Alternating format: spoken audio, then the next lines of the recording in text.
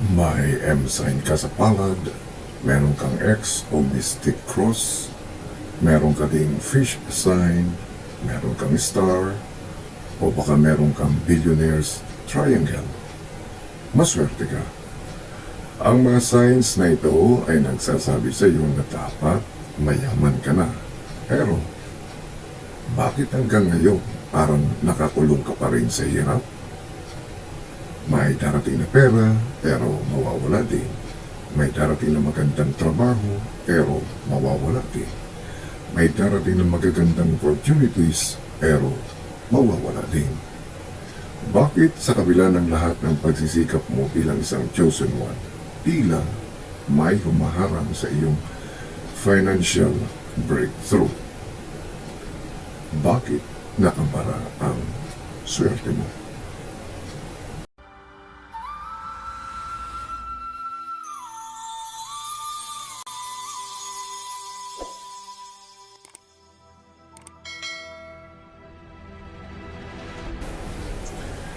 Welcome back to Patnubay TV. Sa videong ito, hindi lang natin titingnan ang iyong palad. Bubuksan natin ang mga spiritual blocks at mga sekretong dahilan kung bakit ang swerteng nakasulat sa iyong kamay ay hindi pa nagiging pera sa iyong bulsa.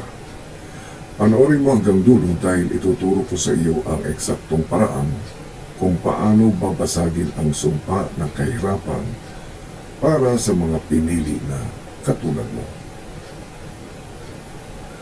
Marami sa inyo ng mga subscribers ko dito sa Patnubay TV ay nag-comment na sa ating mga nakaraang videos. Sabi nyo lahat ng signs na sa akin na, pero bakit baon pa rin ako sa utang? Mga kaibigan, hindi ka nag-iisa. Ang pagiging chosen one ay hindi shortcut sa yaman. Sa katunayan, madalas ito pa ang dahilan kung bakit tinitest ang iyong pasensya. Yung kapag ikaw ay lalong naiinip, lalong tinitest ang iyong pasensya. Merong mga tatlong main blockages o blocks. Una ay ang spiritual refinement. Ito ay ang paghuhubog sa iyo. Minsan ang block ay hindi galing sa masama, kundi galing din sa itaas. Hinuhubog pa ang iyong karakter. Kung bibigyan ka ng limpak-limpak na yaman ngayon, handa na ba ang puso mo? O baka masisira ka lang nito? Ang Diyos ang nagtatakda kung kailan ito ibibigay. Kapag ready ka na, ibibigay na niya ito sa iyo. Ngayon, kung hindi pa ito dumadating sa iyo, mag-reflect ka. Check mo ang sarili mo. Meron pang dapat baguhin sa iyong karakter. Pangalawa, maraming mga energy vampires sa paligid mo. Sila yung mga magnanakaw ng swerte.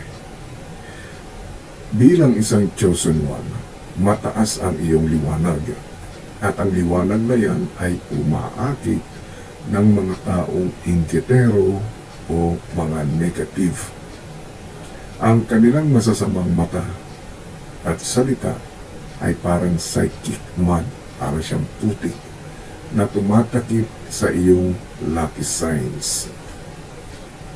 Mag-ingat sa mga taong nakapaligid sa iyo, sapagkat minsan kung sino pa yung malapit sa iyo, sila pala yung merong evil eye o merong lihim na inggit sa iyo.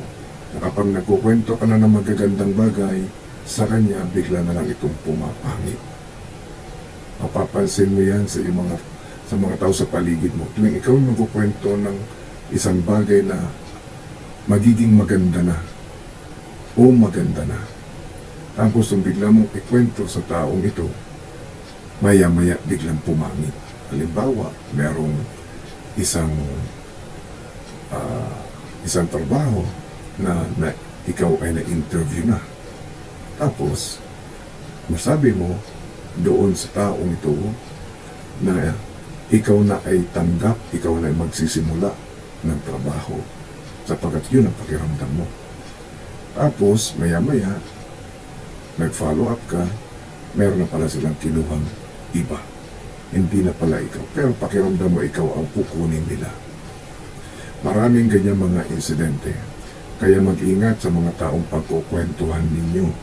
Kaya hanggat maaari, kung ikaw ay chosen one, huwag kang magkukwento ng mga bagay na ikaiinggit ng mga tao sa paligid mo. Hanggat maaari, ilihim ang iyong plano, ilihim ang lahat ng magagandang nangyayari sa iyo. Ilihim ang mga bagay na mapuputi sa mga taong merong evil eye. Pangatlo, yung poverty mindset, mga maling paniniwala. Ito kasi talaga ay napakalaki ng epekto sa buhay ng isang chosen one. Kung ikaw ay naniniwala na deep inside na marumi ang pera o hindi mo deserve maging mayaman,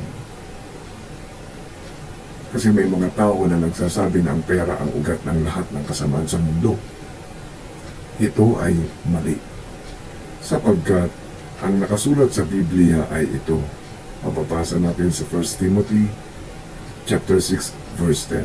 For the love of money is the root of all kinds of evil. Isipin mo to. Love of money. Pero sinasabi ng mga tao, ang pera ay ang ugat ng lahat ng kasamaan sa mundo. Yun ay mali, sapagkat hindi sinasabi ng talata na masama ang pera mismo, kundi ang pag-ibig o labis na pag-ibig at pagkapit sa pera. Ito ang nagiging sanhi ng iba't ibang uri ng kasamaan na nakikita natin sa ating paligid. Kapag inuuna mo ang pera kaysa sa Diyos, pamilya at ama, nagiging dahilan ito ng kasamaan. Nagiging dahilan ito ng pandaraya mo at pagkasira ng pagkatao mo. Itinuturo ng talata na dapat kontrolado ang puso. Huwag mamahalin ang pera sapagkat ito ay tool lamang para gamitin natin. Gamitin ang pera ng tama. Huwag mo itong gawing Diyos. Pero huwag hayaan ito ang maghari. Huwag mo itong gamitin ang pera ng tama. Pero huwag hayaang ito ang maghari sa buhay mo. Huwag mong hayaan na ito ang maging Diyos ng buhay mo. Kahit gaano kalinaw ang billionaire sign mo, kung ang isip mo ay nakakulong sa kakulangan, yung mentality na ikaw ay laging kulang, yung ikaw ay hindi mo deserve ang magkaroon ng magandang buhay, hindi ito magmamanifest. Yan ay dahil sa iyong maling paniniwala o ang pagkakaroon mo ng poverty mindset, kaya ikaw ay mananatiling mahirap. Paano natin mapasagin ito? Breaking the cycle, sapagkat ito ang solusyon para sa mga chosen ones. Una, kailangan ng alignment. Ang iyong gawa at iniisip sa araw-araw ay dapat tumutugma sa iyong pananampalataya. Dapat tumutugma sa iyong goal. Dapat tumutugma sa guhit ng iyong palad. Hindi pwedeng nakaupo ka lang habang tinitingnan ang palad mo. Pangalawa, kailangan mo ng cleansing. Inaral na natin ito sa nakaraang video natin. Kung hindi mo pa napapanood, ay panoorin mo ang cleansing. Sapagkat naroon ang tatlong uri ng cleansing na pwede mong gamitin. Kailangan mo protektan ang iyong enerhiya mula sa mga taong negative. At pangatlo, declaration. Simulan mong i-manifest ang yaman na para sa iyo. At gawin mo mga bagay na kailangan mong gawin upang makuha ito. Mga kaibigan, ang sign sa iyong palad ay pangako ng langit. Hindi yan ibibigay sa palad mo ng walang dahilan. Lahat ng bagay ay mayroong kaukulang dahilan. Ikaw ang may hawak ng susi para buksan ang pintuan ng iyong tagumpay. Anong sign ang nasa palad mo ngayon at ano ang pinakamalaking pagsubok mo sa pera? I-comment mo sa ibaba at pag-usapan natin. Lagi mong tandaan, ang swerte nakaguhit sa iyong palad ay gabay lamang, mga pagpapala na nakalaan sa iyo para kunin ito. Ang pagkilos mo upang kunin ito na merong kalakip na pagsisikap at may dasal ang tunay na magpapaunlad sa buhay mo. Hanggang sa muli, magkita-kita tayo.